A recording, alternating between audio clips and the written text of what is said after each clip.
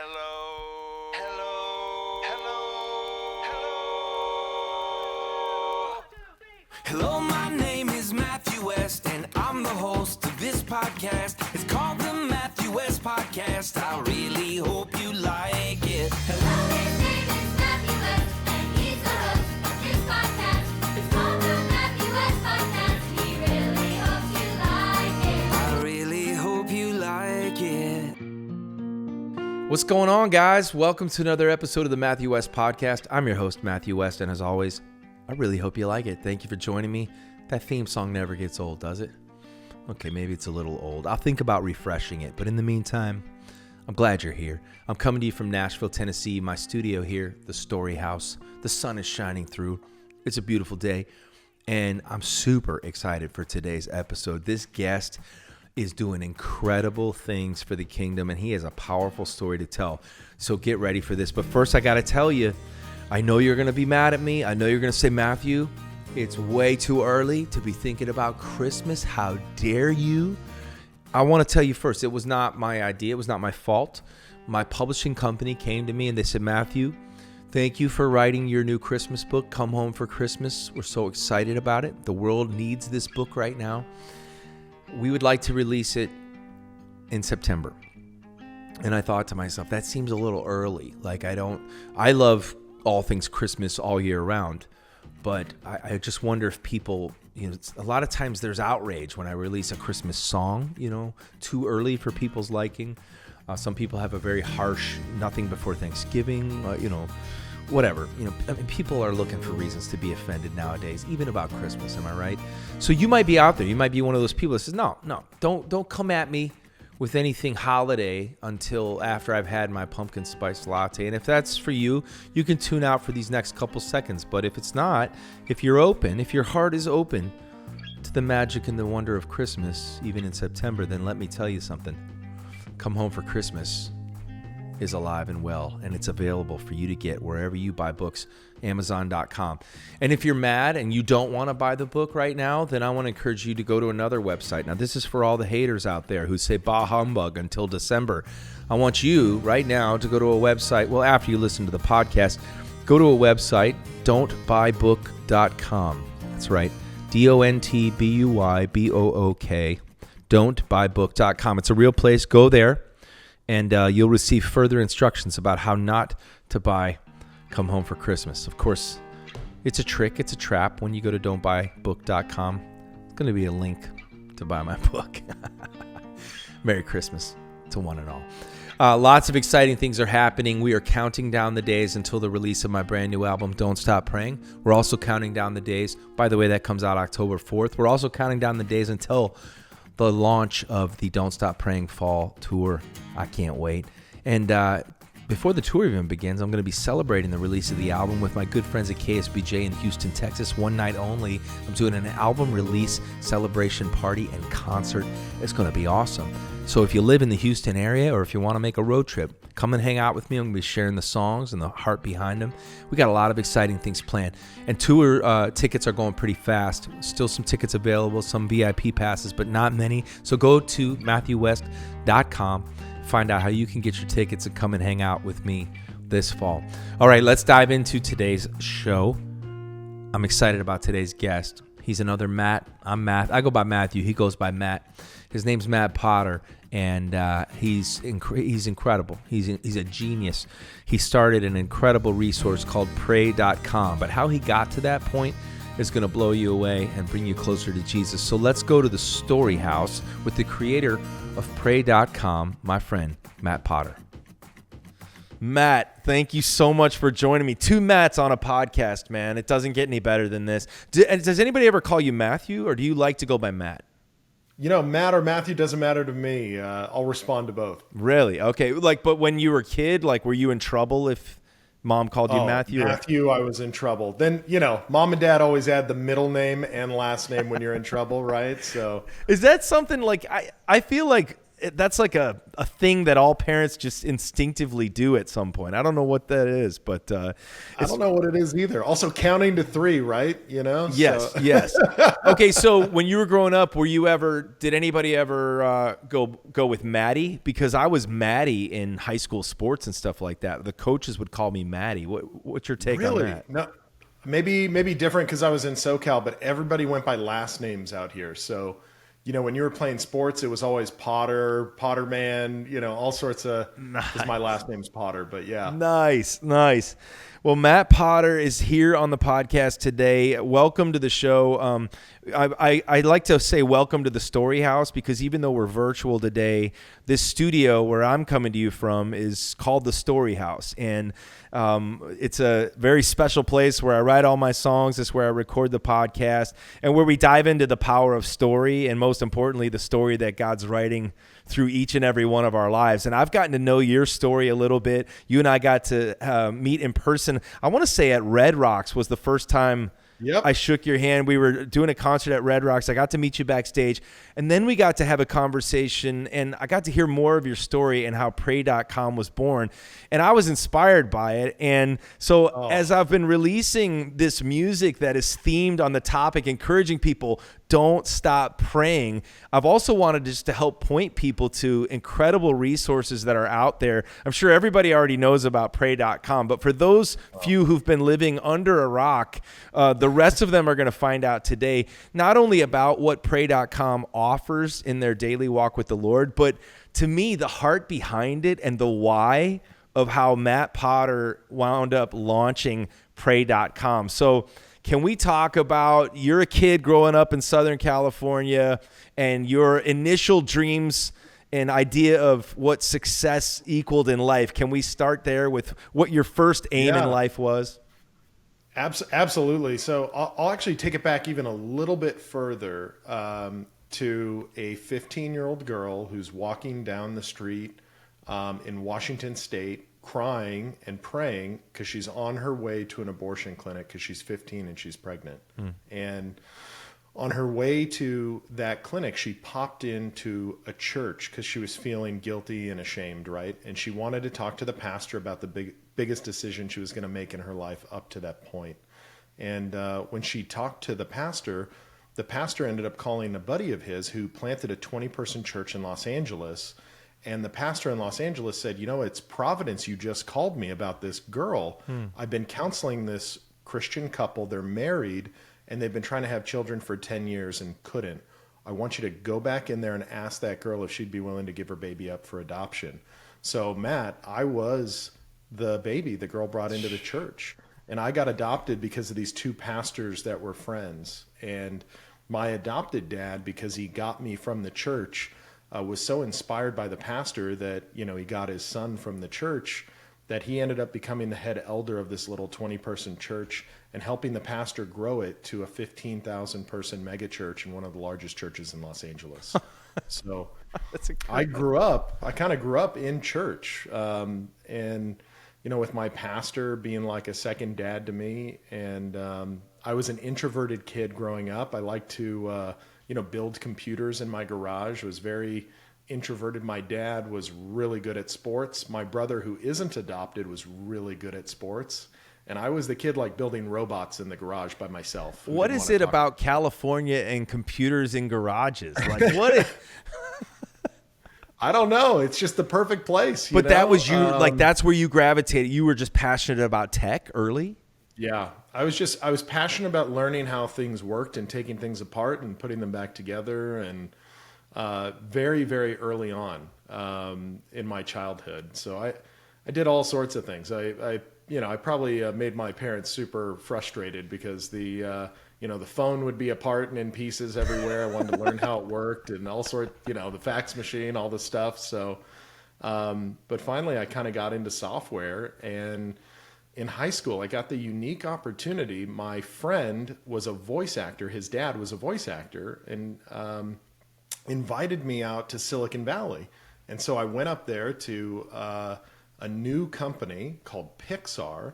Oh, yeah. And I got this unique opportunity to meet Steve Jobs. And I didn't really know who Steve was when I was up there and I got to see him and meet him at Pixar and Wow. see some of the cool things that they were doing with computers, like making animated movies, right?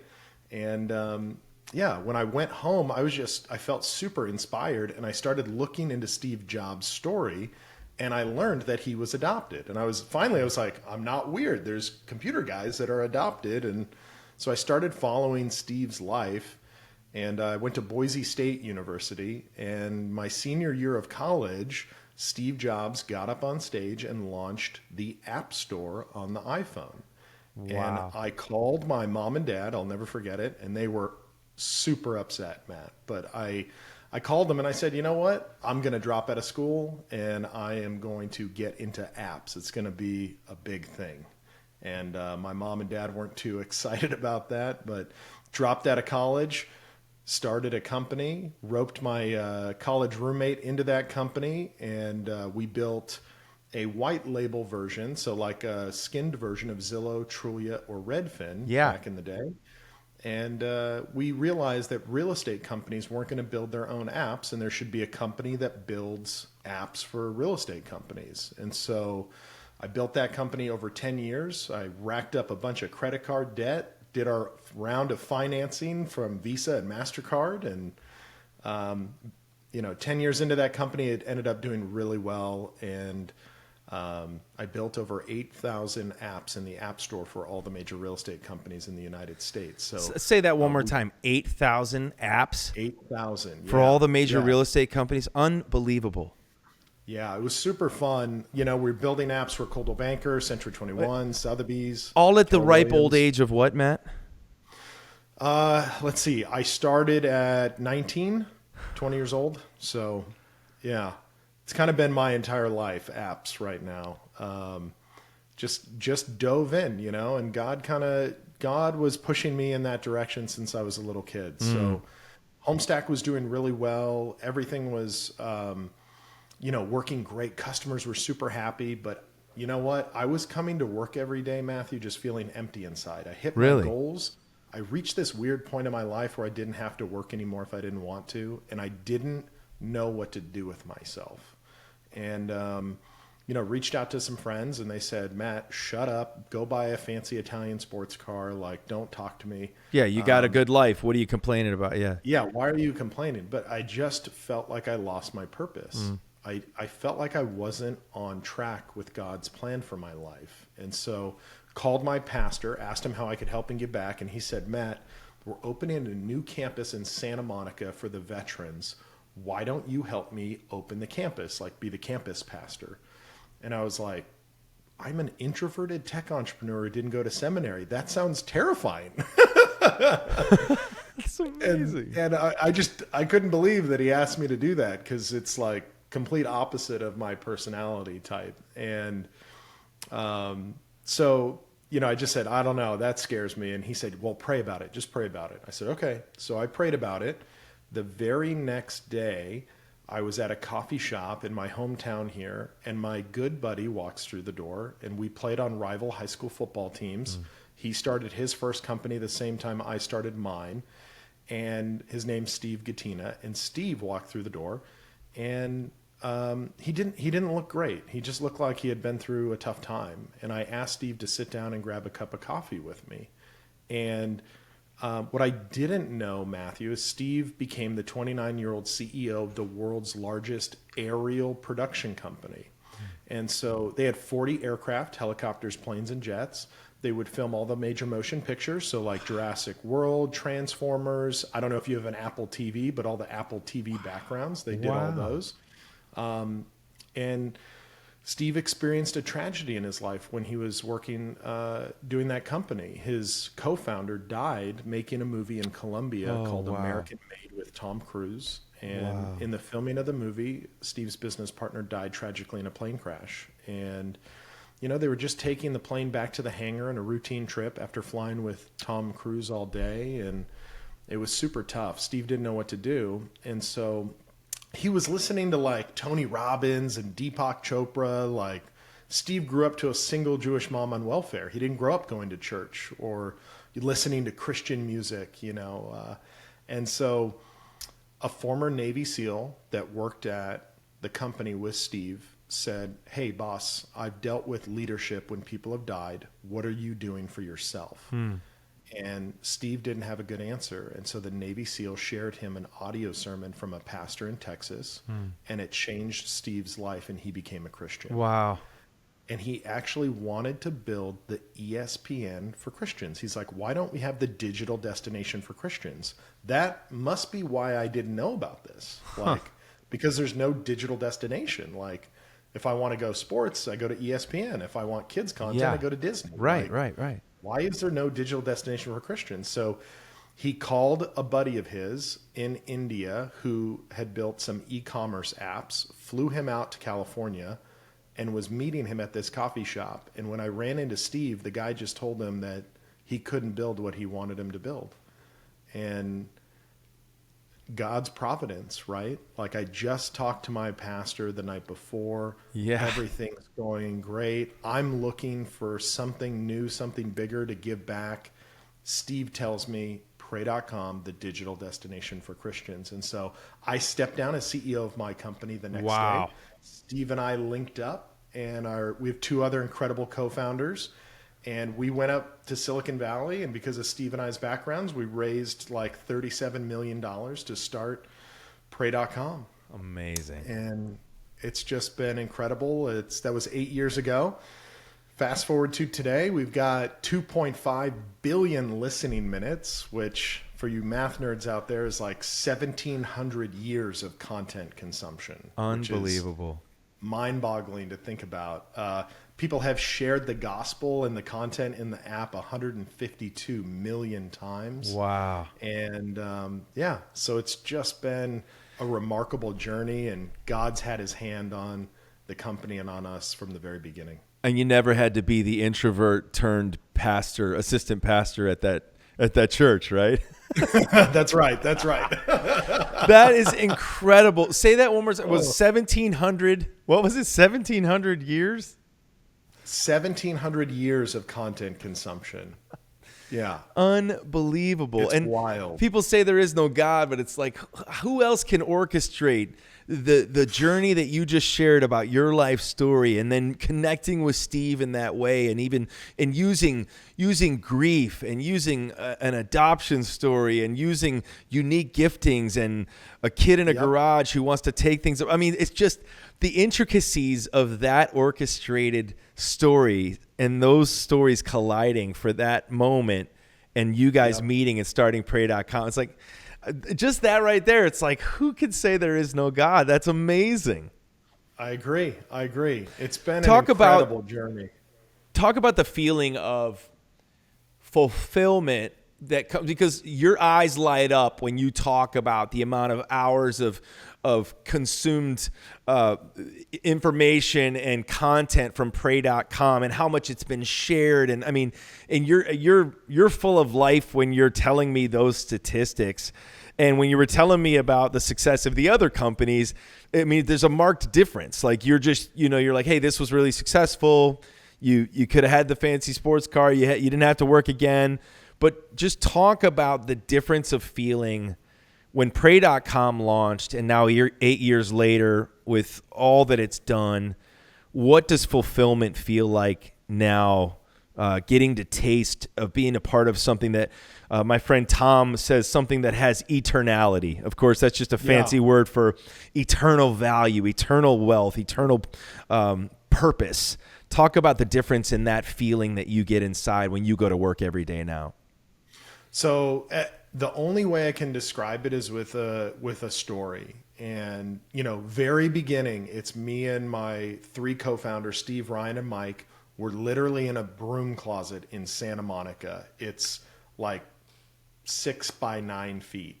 And there's 4 of us in this room. And it has no air conditioning. And it was a closet. We moved everything out that was in the closet out.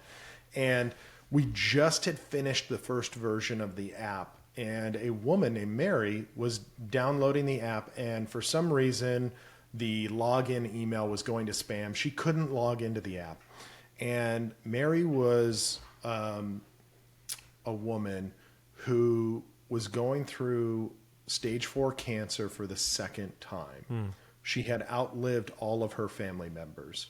Her husband and kids had all passed away, and she was all by herself. And, you know, in the early days when it's 4 people, you think like you're calling a big call center, you know, and for customer support. In the early days, we had a phone number and it would ring all of our phones and somebody had to pick up. So I picked up and talked to Mary, and she said, Matt, I'm in the chemo chair. I'm listening to pray.com, and I can't log in anymore. And I want to listen to Bible stories. I don't know how long I have. And I just said, I'm so sorry. I'm going to help you. I spent like an hour on the phone with her. We gave her the entire app for free. She had no idea she was talking to one of the founders. No, she had no idea. Incredible. She thought I was some customer support person, which is totally fine. Amazing. But, you know, helped her out, got her into the app, and her story just, it weighs heavy on my heart because of all the things that she was going through, and she wanted to spend those moments in the chemo chair listening to the app and praying to her Lord and Savior, right? And so fast forward a couple years, and I'm traveling around the country speaking at mega churches, having people download the app to use the app. And I'm in Sacramento, and I'm speaking at a church in Sacramento, and I tell everybody about the app. And I'm about to leave, and a woman comes and pulls me aside, and it was her. Wow. And she just came up and gave me a big hug. She didn't even say anything. She just gave me a big hug. And I kind of knew, but then she told me that she called in and she was still alive. I broke down. And I don't cry a lot. And it was like, I broke down when I was talking to her. And, you know, that's the fulfillment, is people like Mary who have nowhere to turn. Yeah. We had a police officer write in from Ohio who said that he was going to go and commit suicide. And a friend of his, one of those 152 million shares, was a friend of this police officer, shared him the app on his way home. Wow. Where he was planning to kill himself. Wow. And he said, thank you for saving my life. And we just replied to him and said, we didn't save your life. God did. We just made the connection for you. That's it. And so that's what fulfillment looks like for me, and for, you know, everybody that shares the gospel or shares a piece of content at pray.com to a family member or friend. And what a great point you're making about the opportunity that people have, that if they've been impacted by pray.com. But, you know, sometimes, I mean, we can all be guilty of stopping short of the hope we found in Christ, and we forget about the importance of sharing that hope with others. And so, you know, you found hope in Christ, and if you would have just stopped short at that and not thought about launching pray.com, imagine how many people wouldn't have been reached with the message of the gospel. And now you're getting to repeat stories of impact that have been felt. So just a reminder, just a quick little reminder for everybody listening right now, don't hold the hope that you have in Christ to yourself. Don't keep that to yourself. And sharing something as simple as sharing the pray.com app with somebody who you know is struggling literally might be the lifeline that they need. Matt, have you noticed and sensed, I mean, clearly you're like, because of what you've done and stepping out in faith and leaving the comfortable behind and daring to do something bold. I love the idea of like the ESPN for Christians. Like, I love that big vision. Like, that fires me up. But so you found yourself on the front lines, or someone with your finger on the pulse, especially from a technological standpoint, of what is stirring in our culture, in our nation, in our society. Are you finding that there is a spiritual longing, a spiritual hunger, a spiritual thirst, where people are either coming to God for the first time or coming back to God, or just even searching for faith like never before? I'm just curious what your take on our current state is. Absolutely. And I think that's why I love the new album that you're coming out with. Because people can share music, they can share things that help people with their mental and spiritual health. And we have a mental health crisis in America. It's not a secret. Like, people are dealing with a lot right now. And, you know, they're coming back to their faith more and more than ever before. If you listen to, big media, they would say that church attendance is going down. Right. And that we're becoming less of a Christian nation. But really, I liken church to movie theaters.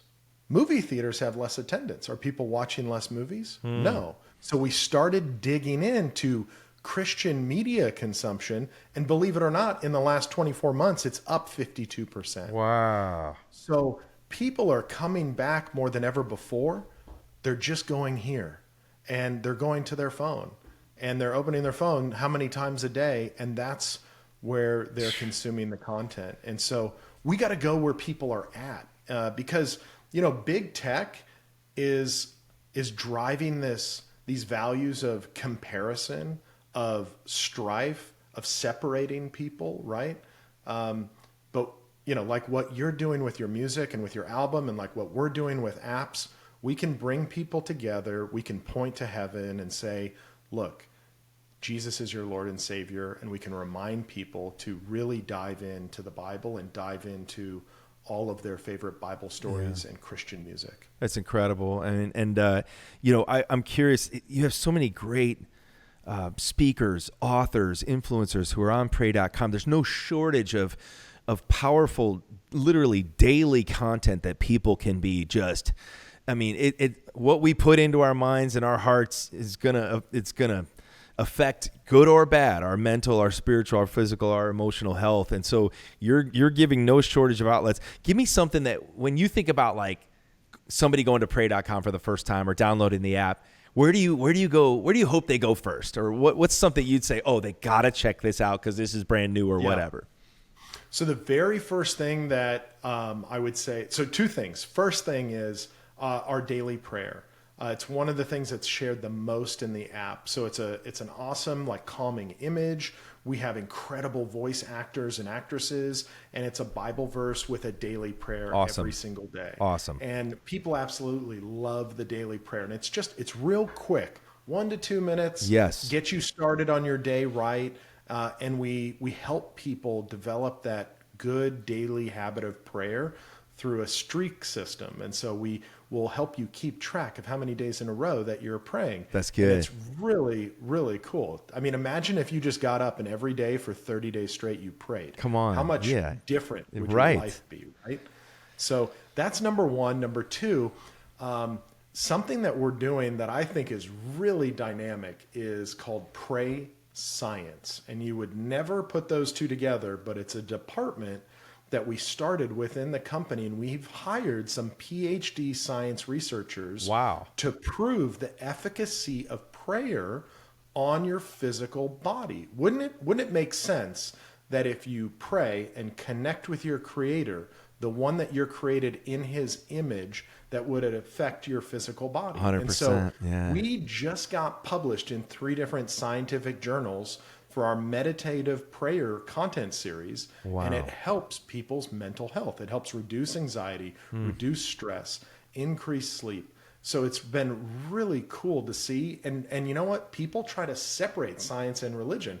And that, for me, is exciting, because now I just want to go put it together, because God is the creator of the universe. He wrote all the rules that we use in science. So what a great idea. It would make sense. What a great idea. Yeah, I mean, because it's no secret what the negative effects of all that anxiety and stress are having on our bodies and on our minds, right? So, I mean, the idea that we can cast all our cares upon him because he cares for us. And what I also love about what you've done with pray.com is meeting people right where they're at. Like you said, I think that's a really important part about, like, oh, church attendance is going down. It's gloom and doom for the Christian community.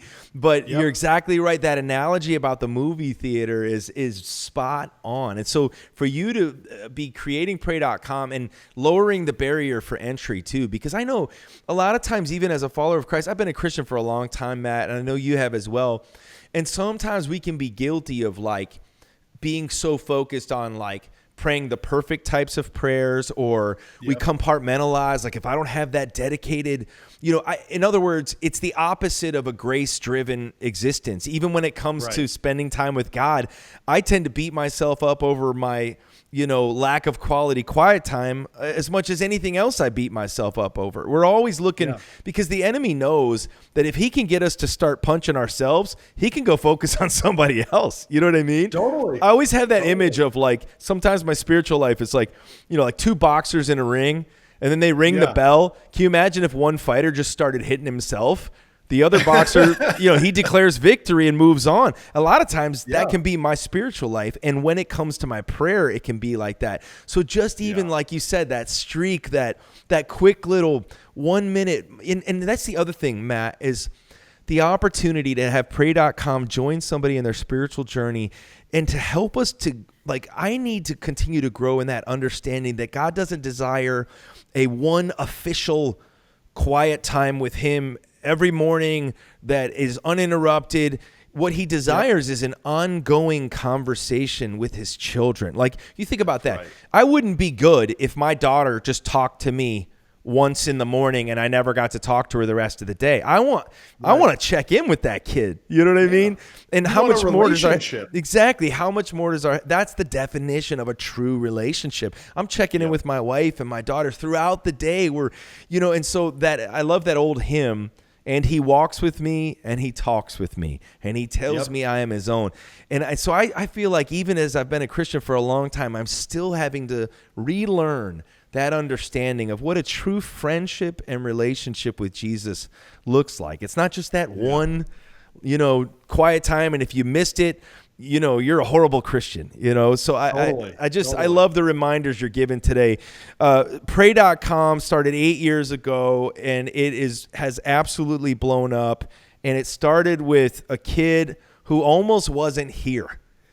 And here I just am just blown away by your testimony, by your story, and the fruit that has come from you seeking to live your life for a greater purpose. And I was so excited to share with our listeners today. For those who don't know about pray.com, they can go download the app today, right? Like right now. Yeah, actually, I wasn't sure if I was going to do this or not, but today you can get, there's a portion of the app that requires a subscription. But if you go to pray.com/Matt, M-A-T-T, you can get the entire app for free. No credit card, nothing. You just log in. You'll get the whole app for free. So just by listening to the podcast today, pray.com/Matt, you'll get the entire thing for free. Guys, go do that right now. You will not regret it. This is now more than ever. We need to be filling our heads and our hearts with the good stuff. And pray.com is delivering that literally every single minute of every single day for 1,700 years, apparently. 1,700 years of content. Matt, I just want to encourage you to keep up the incredible work. Your story's powerful. And one last thing I want to share to anybody listening to this. Be inspired by Matt's story to recognize how God has uniquely equipped and gifted each and every one of his children. He did not make a mistake in the way that you're wired. And so let us learn from a guy like Matt who said, other people are stronger in sports, but I kind of want to take this phone apart and put it back together in a garage. Look what can happen when you commit the unique giftings and skill sets you have to the Lord. You seek his plan. He knows the plans he has for us, and he knows that he's wired us accordingly to fulfill the plans he has for us. And your story is living proof of that, and that fires me up today. So thanks for that reminder too, Matt. Thank you so much. I appreciate it. Two Matts on a podcast, man. Let's do this again, dude. Thanks for hanging with me today. Awesome. Can't wait. He's my dad, and he gives good advice, and that's why this segment's called Dadvice. He is my dad, and he gives good advice, and that's why this segment is called Dadvice. Dad, thanks for joining me. Can you send us out with some encouragement today? I sure can, Matthew. Today I want to just zero in just for a couple minutes on "Oh Me of Little Faith." And of course, you're my favorite artist, my favorite songwriter. Every one of your songs is my go-to at a certain point of my life. So this one is "Oh Me of Little Faith" Lord, I believe, but help my unbelief. Cause trust and fear are fighting, and I'm somewhere in between. A fumbling fool I am. I guess I'll never understand how you, O God of endless grace, could love, O me of little faith. I know I mispronounced the word cause, but I know. I love Go- hearing you read my lyrics. go It's look like- up the lyrics, folks. They're awesome, and I know I don't do them justice. Matthew 17:20, the Bible verse that this song is coming from. Truly, I tell you, if you have faith as small as a mustard seed, you can say to this mountain, move from here to there, and it will move. Nothing will be impossible for you. The mustard seed in this story here is one of the smallest seeds on earth, only a single millimeter, yet it can grow into a 30-foot tree with branches that extend 20 feet. The disciples were familiar with mustard seeds, and that is why Jesus used the visual to teach them a big lesson in faith. And of course, Jesus was a master teacher, and he knew how to use things to get his message across, and the mustard seed was one. Here's what we can learn from the mustard seed. Big things can happen when even the smallest amount of faith in him, even the smallest amount of faith in him. Luke 1:37, nothing is impossible with God. 2, big things can happen when we admit our lack of big faith. Mark 9 tells the story of a father that came to Jesus to ask him to heal his son. Jesus responded to him, all things are possible to those who believe. And the father cried out, Lord, I believe, help my unbelief. The honest cry from the father saved his son. Jesus did not judge him for his small faith or his doubt. Jesus did not withhold a miracle until the father grew his faith. Jesus delivered his son. My dad advice for today is to begin to believe that your faith in God can move mountains no matter what size it is. And we're facing big mountains today. And our faith needs to say, Lord, you can move this mountain, even if we begin to doubt. What impossible are you believing for today? Take it to Jesus. Maybe you need to pray the same prayer the Father prayed. Lord, I believe, but help my unbelief. The disciples prayed in Luke 17:5, increase our faith. And I want to encourage you, don't stop praying. God does big things even when we've only got a little faith. That's awesome. Thanks, Dad. All right, guys, that's the show for today. I want to thank you for listening. Thanks to my guest, Matt Potter, and that incredible offer that he extended. Hopefully you listened to that about how you can get access to pray.com for absolutely free. How cool is that he gave you that special code? If you missed it, rewind the episode to the very end and you can listen to the special code again. But go to pray.com. I want to encourage you. I hope that fires you up to be spending time in prayer every single day. And just, man, how good is God, right? That he would do such a work in Matt's life and now be working through him in such a powerful way. The Don't Stop Praying album is coming out October 4th. It's one of the reasons I wanted to have Matt on the show to talk about pray.com. In the meantime, I want to encourage you. You have a way that you could share your faith, and we wanted to give you another way to do that. We've been creating these Don't Stop Praying yard signs. I know it sounds weird, but 'tis the season for yard signs this fall, election season. How cool would it be if people all around the country put a yard sign up that said, don't stop praying? Well, guess what? That's happening all around the country. Thousands upon thousands of people are putting that yard sign in their yard as a way of expressing their faith to their communities. I want to encourage you to do the same. If you want to find out some more information about it, you can go to don'tstoppraying.com today. Don'tstoppraying.com. All right, have a great week. I'll see you next week. It's your story for his glory.